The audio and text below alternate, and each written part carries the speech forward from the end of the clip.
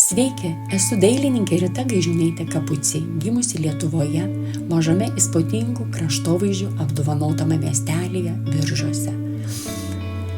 Nuo pat vaikystės mane lydėjo meilė gamtai, žavėjo įvairūs akmenys ir jų struktūra. Laikui bėgant tai virto aistra. Visą tai perkelti į meno kūrinius. Mano kūryba apima įvairias technikas, tapau aliejumi, akriliu, pastomis, akvarelę, alkoholiniu rašalu, epoksidinę dervą. Aš nuolat eksperimentuoju ir ieškau naujų išraiškos formų. Mėgstu keliauti, fotografuoti ir po to perkelti vaizdus į tapybą. Kelionėse mane kartu lydi ir molbertas bei dažų kvapas.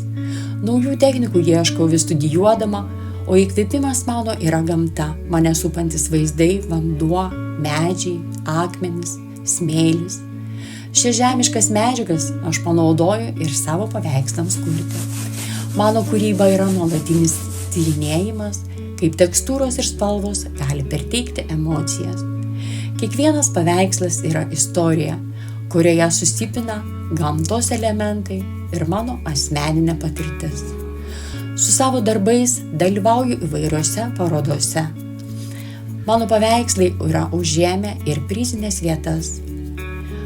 Šių metų sausio mėnesį mano darbai yra eksponuojami Šveicarijoje, Thompson galerijoje, tai paveikslas Gėlės žiedas, Jungtinių Arabų Emyratuose Dubajuje, Andakulovo galerijoje, tai paveikslas Auksinė plunksna, Vokietijoje Berlyne, Nikoleta galerijoje, paveikslas Magiškas medis.